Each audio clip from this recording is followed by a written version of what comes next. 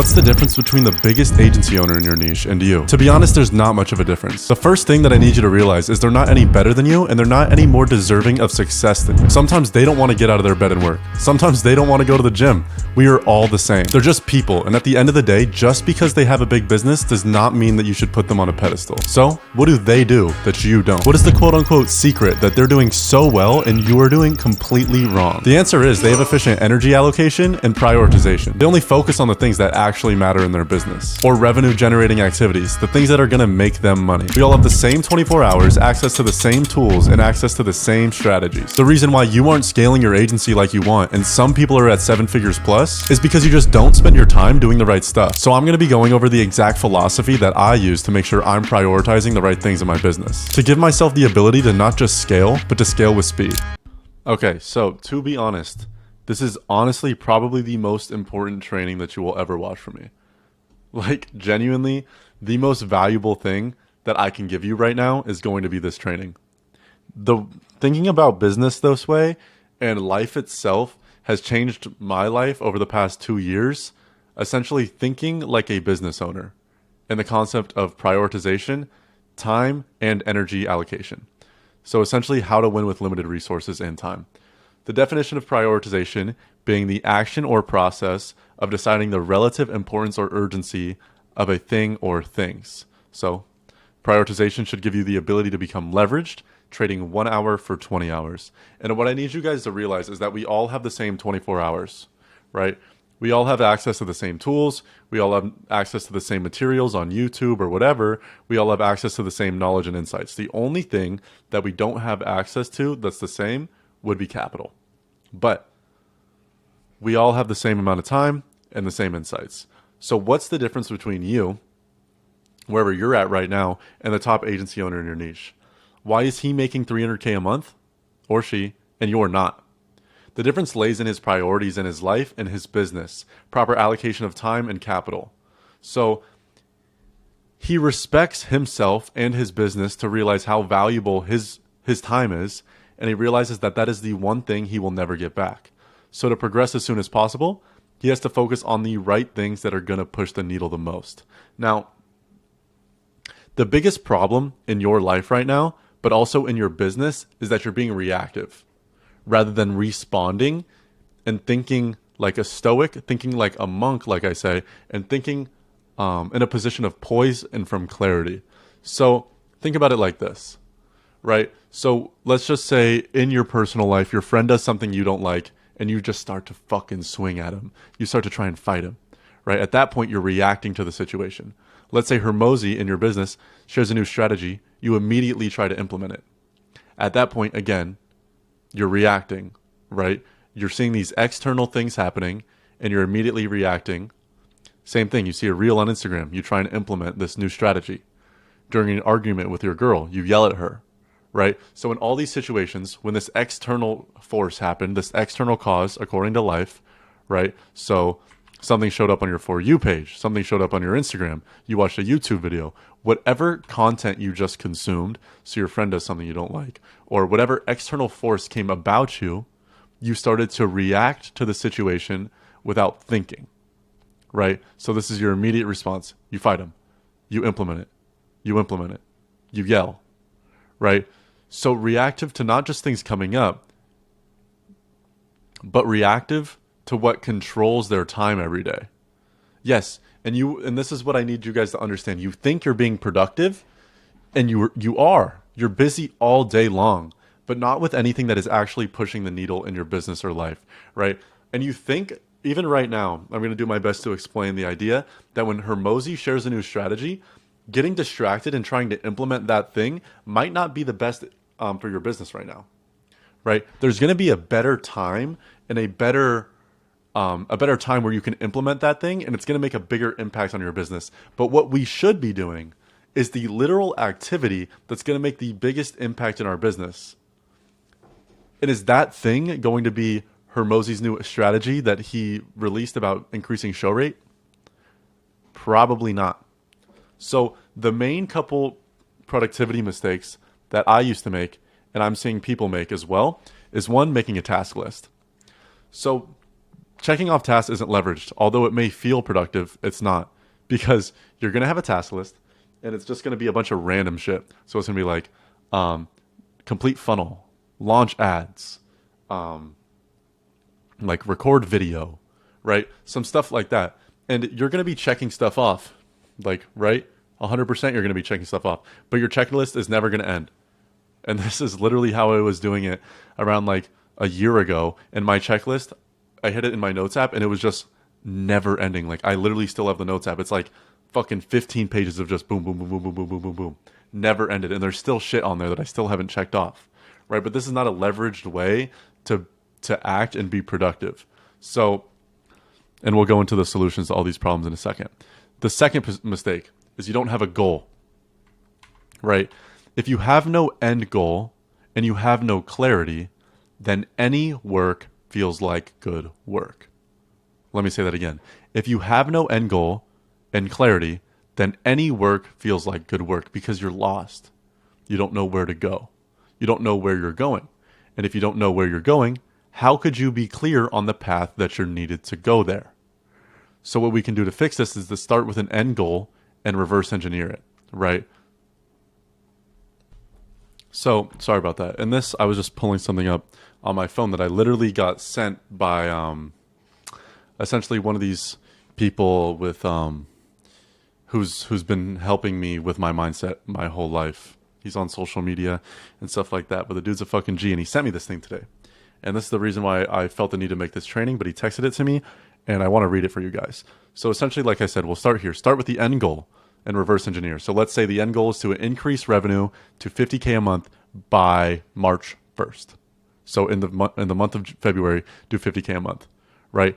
And then you need to make every activity you do to achieve that goal.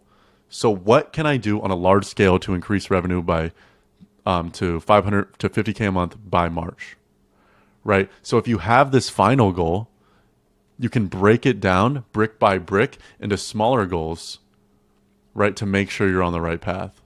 So essentially, if we don't have that goal, then we'll end up getting distracted and we won't hit it. But if we do have that goal, then we can make our daily goals reliant and our daily inputs reliant on hitting that 50K, right? So reverse engineer it. How many leads do I need to do? How many leads do I need to get? How much ad spend do I need to put? How many DMs do I need to send? So when you reverse engineer it, then all you have to focus on are those daily inputs. Now, what my mentor sent me, his name's Flynn. So he sent me how to get exactly what you want in 2024. Now, first, he said, what do you want? And we'll go ahead and do this exercise here as well. So what do you want? And so this question is about setting clear, specific goals. It helps in understanding exactly the outcome you're searching for. If you don't know the outcome you're searching for, you will never get there. So be very clear, right? So 2, how will I know when I have achieved it? So we usually talk about more mental roadblocks more than physical ones. So, but same thing goes for your business. So whether it's revenue, how will you know when you've achieved it? This is pretty simple, right? So how will you know when you've achieved it? Literally, bank account. Simple. Third, I just reread it, but he also says to be very specific here. So how will it be received? But also, how will it look and feel like? So what are you going to spend that 50K on? What type of man are you going to be? How are you going to react to certain situations? So 3, what resources do I have? And what do I need? So here he explains identifying the skills, knowledge, support systems already in place, and what additional resources you need to achieve the goal. So let's say we're at that 50K, and that's the goal we want here. So let's say lead generation is dialed, need stronger sales skills. And get very detailed with this. I'm just trying to share with you this same exercise, right? And then what is preventing me from having this now? And so encourages identifying internal and external barriers to change, right? So the whole point of this exercise is to be able to realize, what are you lacking? So we realize we be clear with our end goal. Oops. And then we realize, what are we lacking? And now when we do realize what are we lacking, right? So we need stronger sales skills. What is preventing me from having this now? Maybe sales is the biggest bottleneck, right? So that's how you can go about creating that goal and having actual actionable steps taking you to that goal, right? So last thing is, you don't use your calendar to block time. Block time in your calendar so you can focus on one thing. You should have no free space in your calendar. I block my calendar off when I'm fucking sleeping, right? So whatever it is, whatever you need to block your calendar off for, I block my calendar off to go eat lunch, to go to the gym, whatever. But whenever I'm there, I am there completely and I'm present, right? So think about that final goal and think about the highest leverage activities you can take to get there and focus on those and block them in your calendar. The first hour of the day should be focused on eating the frog, which we'll kind of get into later, right? But this is my exact prioritization process on how I kind of understand what I need to prioritize and what I don't, so I can understand how to scale my business, right? So, and basically what actionable steps I can take. So I'm going to break this down into 5 different pillars. So to understand what you need to do to scale to address the bottleneck and constraint. So first being lead gen, generating leads, having people express interest in your stuff. Second being lead nurture, and I have nurture spelled wrong, but essentially being in the situation where to nurturing those leads. And this is a big bottleneck that a lot of people struggle with, by the way. But being in the situation, nurturing those leads and trying to get them to trust you. So yeah, lead nurture is the actual set of the appointment, right? So setting the appointment. Conversion in sales is the actual close of the appointment. So how good is your closer? Things like this. So this is essentially lead generation, getting people to say they're interested in your stuff. Nurture, converting, getting them to consume content from you so they can trust you, and scheduling a call, and then conversion and sales. Now the other 2 are fulfillment and retention. Now these are the only 3 that matter, not necessarily matter, but these are the most important ones on scaling to 100K a month. These 2 are going to help you ascend even further than that. But if you're not at 100K a month, you have a bottleneck in one of these 3 things. At any given time, there is only one portion that is the bottleneck or constraint. So do not try and solve 2 at the same time. No matter where you are in your business, you need to focus on one of these 5 bottlenecks, whichever is the most important one at each and every point in time. So lead generation and lead nurture are not both bottlenecks at a point in time. Maybe they both are lacking something, but go and address one at a time, right? If you're not getting enough leads, focus on getting those leads. Okay, now if you have that lead flow solved, but they're not nurtured, then focus all your effort on nurturing them. And that's what goes on blocking off your calendar, right? So if you aren't growing these, then you're not growing your business. So first is going to be lead gen. So essentially, if you don't have enough lead flow in your business, not enough leads and appointments, then this is the bottleneck. So this is pretty easy to solve. So whether you're doing organic, outreach, or paid ads, right? This is how you're going to solve these. Whether it's just more volume, different creatives, a different script, go ahead and, like, when you get to that portion of the program, you can ask and watch help there on essentially how to optimize. Ask your Discord channel as well and your coach. So if you don't have enough lead flow in your business, not enough leads and appointments, then that's a lead generation problem. If you're not educating and raising intent of the prospect after they become a lead, owning the intention and warming them up, then that's a lead nurture problem. So the problem with lead nurture, it's a very hard physical thing to see because it's like lead generation, I don't have enough appointments, boom, I need to get more, right? But lead nurture, these 2 kind of tie in together because like lead nurture is going to raise the conversion rate or the closing rate, right? So if we have a really bad lead nurture, then we're going to have a really bad, essentially really bad closing rate. So lead nurture is getting these people to consume our content right? Optimizing show up rate with a pre-call homework and automations, scheduling them with a VSL, and raising their intent to buy with long-form content and nurturing them. Getting them, like I mentioned this throughout this whole program, as a 7-hour rule by Dan Kennedy. Getting them to consume as much content as possible, preferably 7 hours. And when they have consumed that 7 hours, that's when they're ready to make a buying decision without influence from somebody else. So that's when they're ready to buy your thing without the closer having to close them at all. Now, that's the goal with lead nurture. But then we want our closer to be dialed in. So the conversion in sales is essentially the efficiency of closing, right? So the discovery, the close, and objection handling. So whether that's you're generating sales resistance, you're staying too surface level, you're not handling objections properly. That's where one of these bottlenecks would come through, right? So last, fulfillment and retention. So this is just quality of product, how it's delivered, and LTV. So delivering 10 times more than they paid for, bridging their whole gap A to Z, increasing LTV, and ascending, onboarding sequence, and quick wins. Essentially, don't even worry about this until all three of these are dialed in. And now, if they aren't dialed in, then dial them in, right? And we have a bunch of assets on how you can increase these and a bunch of help. So you can also reach out to us. But this is very, very important that only one of these is a bottleneck at each and every point in time, right? Every business is going to have a bottleneck in one of these, right? No matter if it's Amazon, Google, they have a problem somewhere, right? And they're just optimizing at that point. So this is how you win with limited time.